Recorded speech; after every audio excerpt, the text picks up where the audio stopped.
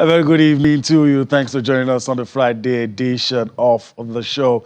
Promises to be exciting as always. From the city of Lagos, right here in Nigeria, I'm Yemi Adebayo.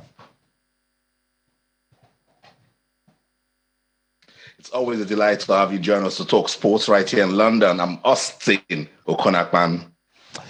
All right, let's just take our viewers through what to expect on the show tonight. Today, we devote a lot of time to the Nigeria Professional Football League. We'll be previewing Week 27 matches. We'll take a look at what's going to go down over the weekend. Some coaches have been speaking. We'll listen to some of them as we go on the show. We'll talk about the English Premier League, where the business end. We're going to see how Manchester City will react, how Liverpool will put the pressure on them, whether or not Arsenal will be able to keep their, top four hopes alive, and all other things. And of course, we'll go to the Madrid Open. A stunner looks like a prince is emerging right there in Madrid. We're going to be talking about a young Spaniard doing big things, knocking out Rafael Nadal out of the Madrid Open. We'll talk about all of that as we move on the show. And of course, things hotting up at the Madrid Open. Austin, that's the outlook of the show tonight. It promises to be exciting. Not also forgetting, we'll spare a thought for Ukraine. Of course, now, even though the crisis is still going, they're preparing for, they're trying their best to see if they can qualify for the World Cup.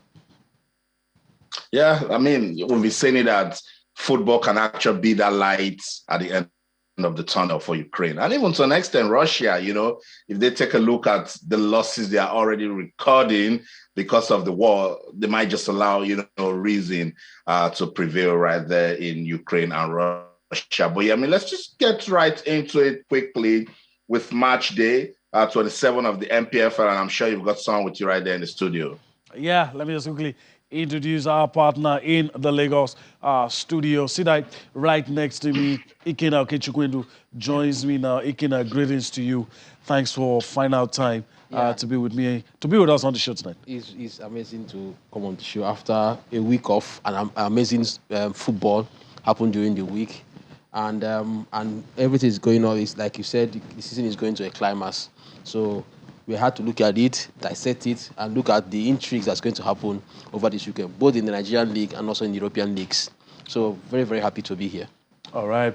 So that's it. And at some point, we'll be joined by Alfred Okolegbe as well. So the moment is ready, we'll allow him in. But first, like Austin said, let's take a look at match day 27. These days, you have to be careful with the Nigeria Professional Football League. I remember the other day, I was talking about shooting stars, and there were 3 no's and 1 yes. At the end of the day, 1 for the yes. So, but I'm not going to make any predictions today. So on your screen, you have Abia Warriors taking on Remo Stars, Rangers taking on Heartland, Hako United taking on Mayimba Gombe United, taking on Sunshine Stars. Kano Pillars will be up against Kwara United. Lobi Stars will be up against Katsina United. Nasarawa United will be up against Plateau United. Rivers United will be up against MFM. That's Martin from the Hammer they received recently from the LMC. Then you also have Shooting Stars. They will be taking on Niger Tornadoes. And of course, Wiki Tourists will be up against Dakar. These are the matches that will be played over the weekend, match day 27. All right, Ikena, let me allow you the first bite of the apple. And I mean, you look at these fixtures, if you're going to pick out a few, which ones will it be? Well, I think I'll take Rivers United versus MFM. Reason is that Rivers United have an opportunity of going 7 points clear on the top of the table over Plateau United, because Plateau United might find it very, very difficult playing Nasarawa United away from home. But where my heart is and my heart bleeds is what is happening to Kano Pillars. Such a traditional team, such a big, they won the league back to back, and they have found themselves in relegation dogfights. So, and things are not easy for them. They are going to play their games in Abuja. And Katsina United, they're playing Kwara United, who are also gunning for a continental ticket. So it's going to be a very, very tight situation for them. If they lose this game or even drop a point at this point in time of the season, they might find themselves going down to the National League, to the NNL. So that's where but the big game for the weekend is Enyimba versus Akwa United, in the sense that they are just a point separates them. Akwa United 39, Enyimba 38. But Enyimba they have been very, very poor away from home, losing 2-0 to losing at Ibadan. Then they have not picked up as much points as we expected. I think this season is, if you ask me, the league season is over for them. No continental ticket to get, or even winning the title. So going to Akwa United and the kind of form Akwa United is at at this moment at home, they might just take Enyimba to the cleaners. So it's all set. The Rivers United is all theirs to lose. MFM has been poor travelers this season. I don't see them getting anything from Port Harcourt. So that's my take for the week. Okay, all right. Austin has heard Ike. I don't know if you have other thoughts. I'll keep mine to myself tonight. No, you are not going to do that. We're co-presenters on the show. If I talk, we're going to drag you into it too. But as Ikenna said, yeah, I mean, interesting times in the NPFL. Match day 27 already. It's hard to believe, the league is racing away. And we cannot but always talk about Rivers United and Plateau United. The last time they both lost, so now we're expecting both of them to win. But as Ikenna says, pretty much more difficult encounter for Plateau United when they take on Nasarawa United for obvious reasons. The solid miners have not been as impressive as they were last season, when they were actually gunning for the top spots, So that's football for you. If you take a look at the Kano Pillar situation, you shake your head. You wonder, Simon Sugida, what's going on? But that again confirms the level of competition we have in the NPFL. I also like to see Enyimba and Akwa United, just before you guys start jumping because it's Akwa, it is because it's a big game and good for NPFL, good for league football in Nigeria. That's the sort of game would have loved to see on television, but it is what it is. I mean, if you even look at the bottom four, you can tell that it's a competitive fight down there. If you take a look at the teams from the 4th till about the 10th position, it's also a situation where if you're not winning or you're not consistent, you can start asking questions, and that makes it an interesting encounter. So all of the fixtures for me would definitely get us talking this. Yeah, definitely. They will get us talking. Let's see if Alfred Kolibé is ready for us. Let's see if he will be able to join in the discussion. Okay, Pierce is not ready yet, so we'll move on the show. All right, let's talk about two well-respected managers in the Nigeria Professional Football League. Both of them speaking ahead of a very big game that we played over the weekend. Let's listen to, of course, Andrew Makaiba and of course, Usman Abdallah, both managers speaking ahead of a crucial encounter this weekend. We'll listen to both managers. We'll come back for more on Sports Tonight. We are not really far away from the relegation zone. We'll continue doing the job so that we'll be far away from that. The more we are far away from the last four, I think the safer. From now, the most important thing is to save the team. And you can see the team has a very bright future.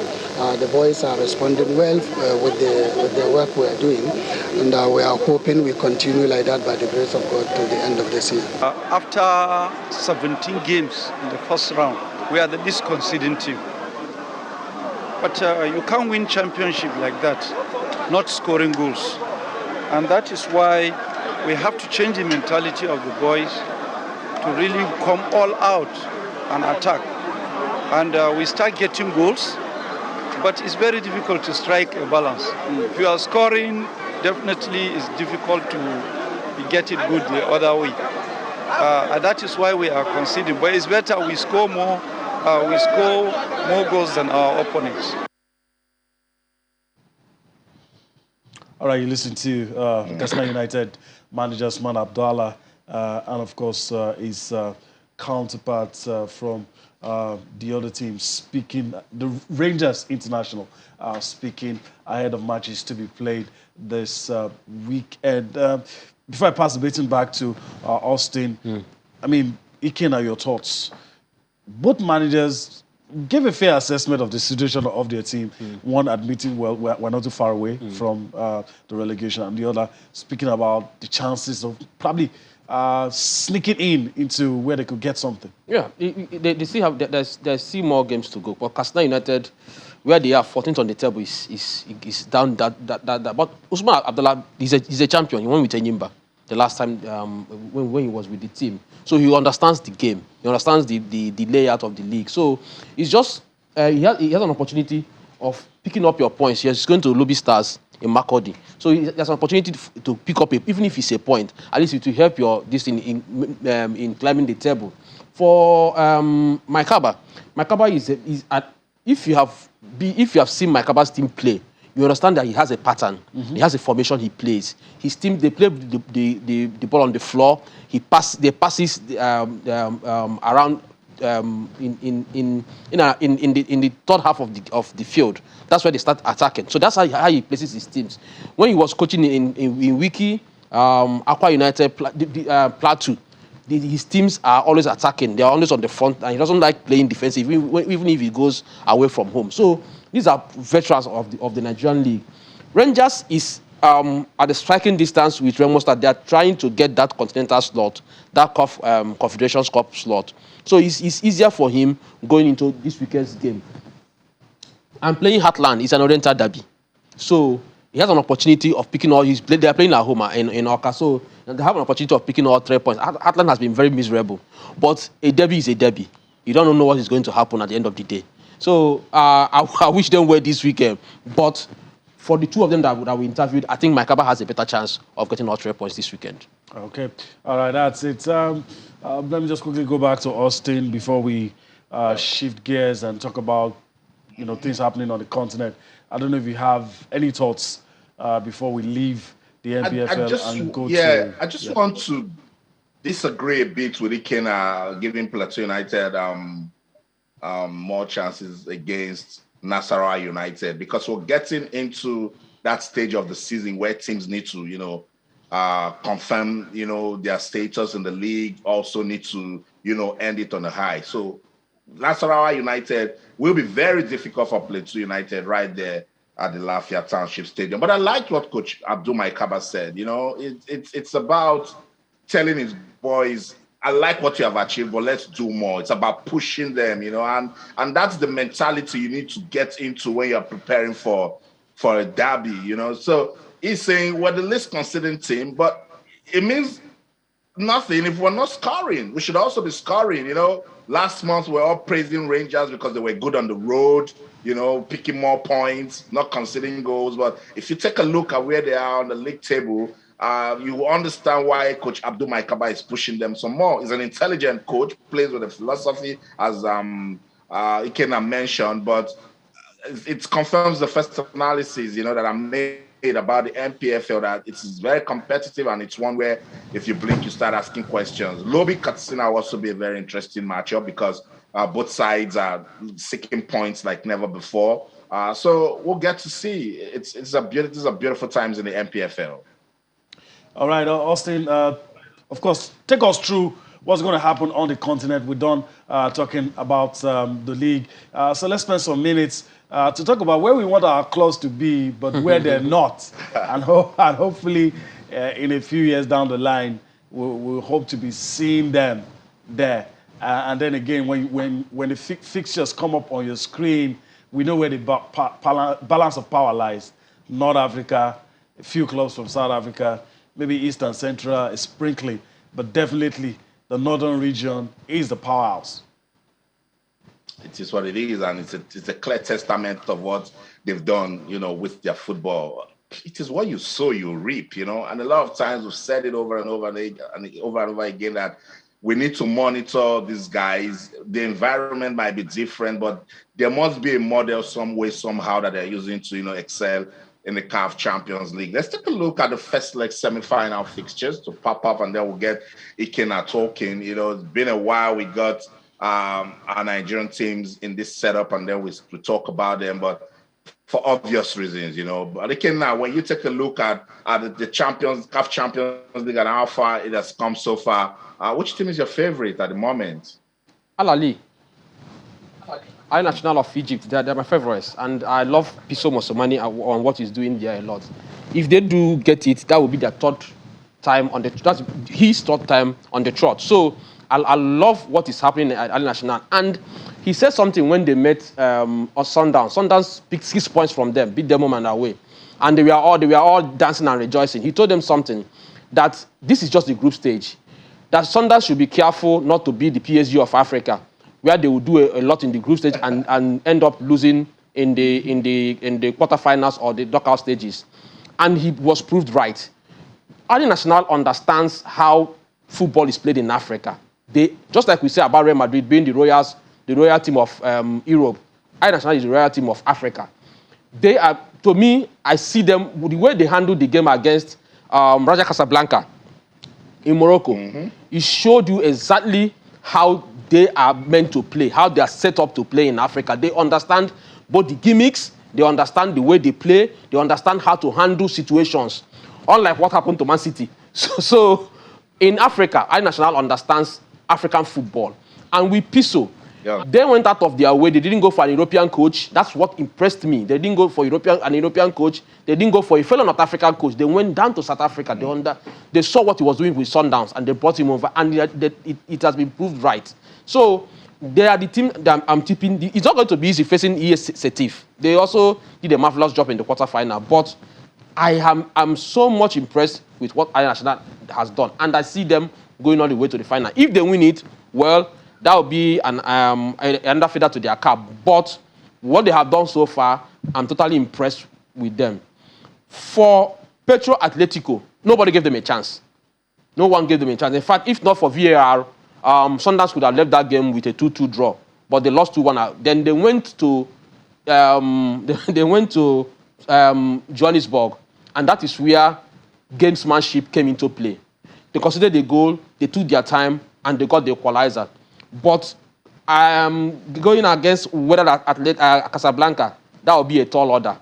So for those two games, if I'm going to call it, I'll say Al National and whether Casablanca. That is a final we are waiting for. But what is making you right of a Setif? I mean, they understand the CAF Champions League also. They understand Al Ahly also. So I understand where you're coming with loving Al Ahly and how they're playing. But Eton Setif is no pushover also. They are not. Don't get me wrong. They are not. It's going to be a tough game. But at the end of the day, it's pedigree. It's what you have on the table. It's your ability to see the games through. That's what can get you through. Al National does not care what the game is being played. Setif is not at the same standard with Al National. They have won continental trophies, yes. But then, when it comes to African champions and the form Al Ahly is on right now, I don't think Setif, yes, it's going to be a tough game. But then, I think getting over that line, whether it's a half a goal or quarter a goal, Al National will always see themselves through. That's my own thinking, and the way I've watched them this season. If you see what they did in the FIFA Club World Cup, they did very well. So coming to Africa, it's as if they needed time, because what happened during the FIFA World Club Cup was 5 of their players were Nations Cup. They came back, they traveled to Qatar to play that. So it was a big burden for them. But since that time, they have been able to come into the game, and now they are in position to go as fast as they can. So it's going to be a tough game, but then I trust Ali. They will get to that finishing line. Let's go to the CAF Confederation Cup, which is also at the semi-final level. So semi-final first leg fixtures is what will come up on your screen right now, and that's it. TP Mazembe of DRC will be up against RS Berkane of Morocco, and Al Ahly Tripoli of Libya will take on Orlando Pirates. And Iken, as somebody jokingly said, even a team from a country currently fighting a civil war still getting to the semi-finals, and they were even 2. One got to they both played the quarterfinals. They were 2. Al Ahly Benghazi and they were 2. And they still made it to the semis. Yes, they made it to the semis. and we don't have 32 teams. That's 16 for Champions League, 16 from Confederation Cup. Not one Nigerian team. It's a shame. It really is. It's a big shame. It really is. All right, make your. I think maybe you're going to call this one. Let's see. I'm noting it though. Yeah. I don't know. Orlando Pirates. They're going to have a problem traveling to Benghazi because for the first time they're going to allow Al Ahly fans to come in. So the CAF has approved the opening of the gates, 10,000 capacity, and they're not normal fans. If you see training pictures, training videos, these are not normal fans. So it's going to be a tough time. When the last time Orlando Pirates traveled to Tanzania, they complained bitterly. They are going to see the worst of it. So they should prepare their minds. So, but Al Ahly are bad travelers. So going to Johannesburg, Orlando Pirates might actually get something from that. TP Mazembe versus RS Berkane. Well, it's a tough game, but Mazembe really lose at home. They really lose at home, and they don't lose to North African teams at home. So they are going to get over this one, but in the long run, probably not. But for the first leg, I think they will get over RS Berkane. Wow. All right. Bold predictions from Ikenna. And also, again, I'm going to yield the floor to Austin. I don't know, sentimental reasons. I like TP Mazembe. TP Mazembe we have now, it's not the TP Mazembe that, I'm talking about the TP Mazembe of the years. They went through down to the FIFA Club World Cup. Even at the FIFA Club World Cup, they were winning matches. They were buying players from all over Africa. I don't know what has changed, but it's really not what it used to be for them. But I still like them for the things they've achieved. So for sentimental reasons, in that first leg, I'll probably be rooting for. I'm not saying they will win, but I'm just saying I will be rooting for TP Mazembe. Yeah. Then you might have a good reason to root for TP Mazembe because in the quarterfinals they did just enough to get to where they are. I think first leg against Pyramids away was goalless, and then they won 2-0 at home, to get them to where they are. But with Orlando Pirates, I like Orlando Pirates, and I think that getting to this level is like a serious eye opener for them to sit up because they really did struggle. Lost the first leg 1-0, managed to pull one back. Win the second leg, same 1-0, but then it went to penalties where they won 4-3. It was nervy, and when you play football at such an edge and you get to the semis, if you stretch, you're going to see the final. So they go back, take a look at what they didn't do right. That managed to push them to the level where they are, and let's see how they can consolidate. But no disrespect to the other teams, particularly the Libyan side that has done enough to reach where they are. It's football, let the best team win. I'd like to put out something in a few minutes. The NPFL is competitive. We agree, it's beautiful. But the way it is structured, it does not help our cause on the African continent. In anywhere across the world, Europe, Africa, South America, anywhere, there are always traditional teams, one or two, that are consistent on the continent. It's either they play in Champions League or they play in the other competition. But in Nigeria, it's where you see a large turnover. So this season, 3 or 4 teams comes. It was Enyimba before, but right now, as you can see, they're not going to qualify for next season. So you hardly see teams from other parts of Africa. So I National will always be there, whether it's Confederation Cup or Champions League. Sundowns they are the only winners of their league. They're going to come back to champions. So it makes the team consistent. It makes the players they can plan. But right now, you see, if anybody doesn't qualify for continent, they can't maintain the players. The players will move to another team. Maybe Rivers United next season. Reason being that these clubs are owned by government. There are no plans. So it hurts us that at 32 teams in Africa, we don't have a single team in these two tournaments. It's really a beautiful sight. So Ikenna, just a minute. We are just having match day 27, and you're telling us on live TV that Imba will not make the top 4. No, they won't. With what you just said? Yeah, they won't. Really? Yeah, they won't. Okay.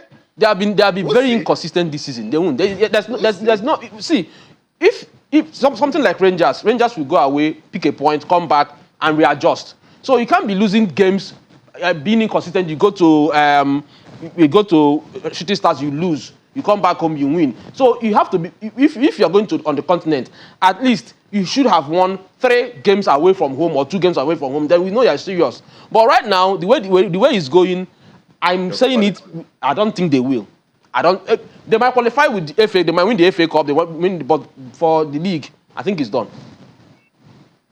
Difficult. And I totally agree with what you said about the traditional teams within the Champions League. They show superiority in their local league because you must always see Simba in either the CAF Champions League or the CAF Confederation Cup. You must see TP Mazembe. You must see Raja Casablanca. The traditional guys, if I was seeing clubs from Libya pushing. So maybe there's just a way, and everything can just get into the framework. Get clubs that are very serious. We don't care if it's state-owned or private-owned. We need to work on the policies of competing in the NPFL so that we will know teams that are serious, take financial regulations seriously. You know these things. We sound like broken records when we talk about these things all the time. And because this state government will win at all costs, some of them want to just use football for propaganda, and then right after that, they abandon the teams. Exactly. I don't know, Yemi.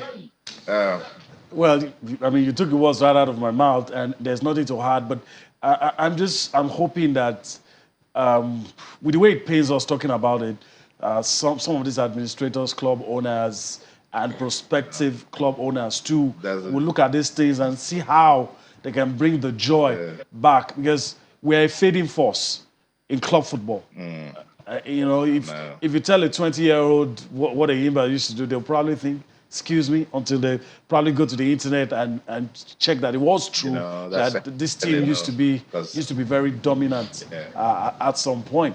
All right, so that's the situation, and we hope that it gets better. All right, Austin, we're going to your backyard. So again, I think it's only right. I'll allow you to take us through this. English Premier League is exciting at the top. Yeah. Also very exciting below. And I don't remember the last time a top 4 race has been this interesting. Yeah, very interesting. We saw a bit of it also last season, tells you that the English Premier League is very competitive. And then now it's like 7 teams have what it takes to finish in the top 4. That's how competitive it is. But right now, we know it's about Manchester City and Liverpool. We are all waiting for who will blink and who will sleep and all of that. Don't blame us. Sometimes as football followers, you want to get things that will get you talking. But top 4, Arsenal right there, Tottenham right there. And everybody's waiting for that London derby when Tottenham and Arsenal would play so that we'll just settle that top 4 race, and move on with our lives. So let's just quickly take a look at the fixtures for this weekend. So much to talk about, but no pressure to an extent for Liverpool and, of course, Manchester City. Brentford will host Southampton. Burnley has done just enough to, be in some safe zone in the league. They will take on Aston Villa. Chelsea. They will take on Wolverhampton Wanderers. Crystal Palace will take on the sinking Watford. English Premier League fixtures: Brighton will host Manchester United. Liverpool, we go against Tottenham. Now, this is where people are talking about, this big test for Liverpool. Let's see if they can show some authority and confirm that they can push this league fight to the end of the season. So we'll get to see. Arsenal also fighting to finish in the top 4. They've kept faith with their manager, Mikel Arteta. He signed a new contract today. They will take on Leeds United. Tricky encounter for the Gunners, particularly if they go back and check out they lost to Brighton and Southampton. They don't want to blink in this one, while Leicester City will hope to bounce back to winning ways after what happened to them in the Europa League when they take on struggling Everton also. Norwich City will take on West Ham, while Manchester City will play Newcastle. So it can, it's a race for supremacy. Liverpool going against Tottenham, but they are right there at Anfield, and we know how they are with their pressing game and when they get on their motion, while Manchester City will take on Newcastle. I'm not wishing any of the teams bad, but we want something to talk about. Yeah. Which of these games do you think will give us talking points? Yeah. Tottenham versus Liverpool. It depends on which Tottenham team comes out that day. Whether it's going to be Conte's Tottenham or Levy's Tottenham. So, but it's going to be a tough game any which way you look at it. So at this point in time, none of Liverpool or Man City will be able to drop a point or blink, as the case may be. So it's going to be for Liverpool. They wish they weren't playing Tottenham at this point, because Tottenham has a lot to play. They want to be in the top four. They want to be in Champions League. They spent so much money, over £1 billion, building a new stadium. So they want to play in the Champions League that will yield dividends for them. So it's going to be a tough game. But for Man City, is a slippery slope for them at this moment, because what they went through in Madrid should not happen to any team. Okay, they were already qualified for the final, and 3-4 minutes down the down the road, they lost it all. So it's now on Pep Guardiola to psych his team up, to prepare them, at least let them finish this season with the remaining games that he's going to play. Newcastle United, they're already safe. They don't have much to play. They are not going to qualify for any continental this thing. They are prepared for what is going to happen for next season. But at least they want to give their fans something to cheer. But going to City, meeting City at this point is not advisable for any team. For any team. But where my focus is... With what happened to them. Where my focus is... Kenna, let's just... Okay. Yeah, let's just pause you. Let's pause you. We'll get you to react. Let's listen to both managers talking about Liverpool versus Tottenham. Jurgen Klopp and Antonio Conte have been reacting just before that match. Speed like crazy. Harry Kane, what a player. And obviously fits in that idea extremely well. There's a blind understanding between them and these kind of things. So I say it is probably the biggest challenge for protection we face for a long time. Because each mistake you make there, you have to win a football game. You have to create. You have to be high up the pitch. That's where you score the goals. The moment you lose it, you should be immediately around all of them immediately, and that's difficult. So we have to. That's just football. We have to find a way to keep them calm as often as possible, because it will not be possible all the time. Okay, that will be difficult. Yeah. For Liverpool, and I don't even have to look from the outside, because I'm inside and know, yes, that will be difficult, because of the situation. They all teams fight for everything, but obviously Tottenham has a massive quality. They are not, especially away from home, they are now not too much bothered about having the ball all the time, stuff like this. They defend compact and these kind of things, and then obviously some of the best counter-attacking players in the world. That's definitely the truth as well. So we need to find solutions for that. For sure, we know that in this moment it's very difficult to play against Liverpool, because they are in a really good form. We prepared the game very well, and I think we need to be very good without the ball, to be good defensively, and but if we want to win, we have to be very good with the ball. And I said this to my players. We need to play a good game, and to have brave when we have the ball. Don't be scared for their pressure, and to find the solution, because I think that we improved a lot, and we can go there and to play, to try to get 3 points. We are in the race for a place in Champions League, and we have to try to find a point, to get point in every game. Also, if this game you have to play against one of the best team in the world away, but we are preparing very well this game, and like usual.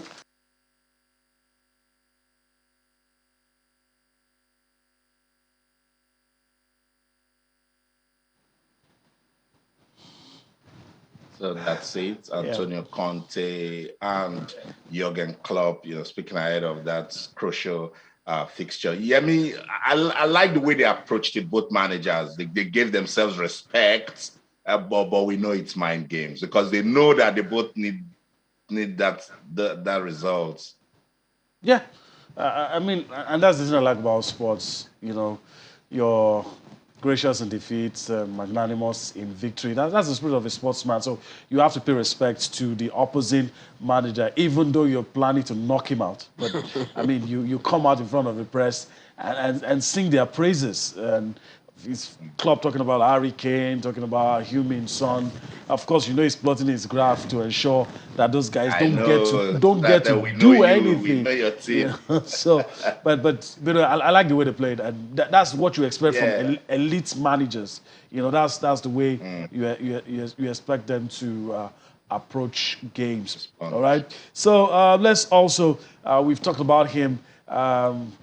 You said it, and I agree with you. This is not the time you want to play against Manchester City. Let's quickly listen to Pep Guardiola. I don't envy him right about now. He's not in the kind of mood that anybody wants to be. But here's Pep Guardiola speaking ahead of their game in the Premier League. What the people say, if this group of players or this manager don't win the Premier League, they will be a failures. Accept it. And completely disagree. Completely. But the people who's in the sport, we know how difficult is everything. But I accept it. So I'm not going to make a debate that you are right, I'm wrong. So I'm wrong, or I'm right, or you are wrong. So no. You can do whatever you say, whatever thing. I said that as a club, the feeling that we have is a start and try to do it. We are sad. Of course we are sad. We didn't talk because everyone was inside of himself, we were close and we couldn't do it because the first, above anyone, it was the players. They were that they wanted to play again the final of the Champions League. But for this club, compete against Real Madrid the way we did it, it's a joy. I don't forget 1 week ago the way we play here against them. I have to forget it. How we're going to forget it? We are going to play against Newcastle thinking about that, for sure. I know the players in the day before, in the training session, in the meeting rooms, in the game warm up, how committed are going to do it. I don't have any doubt on that. Wow. I don't envy Pep Guardiola. We're about to go on a break. But let me just quickly throw in. Alfred Okoligwe is ready. He's been standing by. Alfred, good to see you. Thanks for finally making it through for us on the show. A quick one before we go on a break. Your thoughts on Pep Guardiola? Well, I think it's just being realistic. To say a manager does not win the Champions League and say it's a failure, I don't think it's totally true for the spirit of the game. If one of the honest with ourselves, yes, one of the things I want to see is the Pep Guardiola team, the way he sets up his team. You know that every team that he coaches has his information. It just has a way of drafting these guys and making them proper football players. And I think it didn't happen, and so I don't completely agree that it's a failure. I think his time will come. It will definitely come. So that's it. Yemi, I said it yesterday. I'll say it again. I really feel for Pep Guardiola and his team, and it just reaffirmed it that they will be thinking about what happened at Real Madrid even when they played Newcastle. So that even makes it more tricky for them because it means there might just be some loss of concentration, and Newcastle might just pick the momentum and we might just be seeing some surprise. But even with the clip we showed, like when he was talking to Fernandinho, it could even just, I don't know, because some coaching is not easy. So when they tell them these things, get into the dressing room, say the same things, but sometimes football can just be funny. The way Real Madrid won that game, will make Manchester City wonder and ask questions that what didn't they do right? But hey, it's football where anything can happen. All the best to the teams. We'll be here to talk about it when the games are played. Sports Tonight on Channels Television. We'll go on this quick break. When we come back, we'll play some tennis. Don't go anywhere. Stay. Welcome back, Sports Tonight on Channels Television. Yemi, I was just getting carried away with that Pep conversation, but let's show some love to us now. Mikel Arteta was on the news today. Yeah, he was. Signed a new contract. I guess the bosses are pleased with what he has been able to do, and he's going in the direction they want him to go. And so we'll see what happens in there. Alfred, your thoughts on this one? Another quick response. It looks like, even if he doesn't get the top four, a lot of people will agree that this team is going in the right direction. Definitely, so, especially with the kind of result they got lately. And I think one of the things that will make us now frustrated to the top four easier is the result against Liverpool. The match between Liverpool and Tottenham. Because what it means, everybody is saying, okay, the London Derby might just decide who gets it at the end of the day if Tottenham wins. So with the 2 point fixing that Arsenal has, if Liverpool, which of course they're under pressure to win, gets it against Tottenham, and Tottenham and Arsenal pick to win against Leeds, that means that they would have opened up somewhat of a tension between the two of them, and that result might just take place to me. I think perhaps the handlers of Arsenal would have just looked at it and said, okay, with the young players that have gone into the fray, with some of the things that he has done, without the big guns like Aubameyang and Lacazette, and he's been able to achieve this. Hey, perhaps every 1 or 2 matches time will just help to score for next season. And sometimes the devil is better than things that you do. And this is the first major managerial job. So just allow him to develop on the job. And I think that might be the consideration for giving him this big contract. All right, that's a good place to let it land on the show tonight. I wish we had more time, but as the case always is, we don't really have much time. First, I want to thank Alfred Okoligwe for his time on the show tonight. Hopefully, we get to do this again another time. Thank you very much. Pleasure. All right, and of course, seated right next to me, Ikin. I want to also say thank you for your time on the show tonight. It's a pleasure always. I'll be here next weekend. Okay, as a promise on live TV.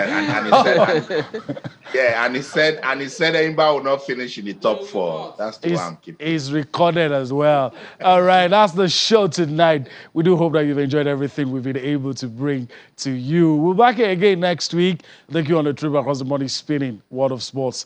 I'm Yemi Adebayo. Bye-bye now. It's so much fun, so let's do this again. But until then, in London, I'm Austin Okonakman. In everything you do, remember, let's keep talking sports. Bye for now.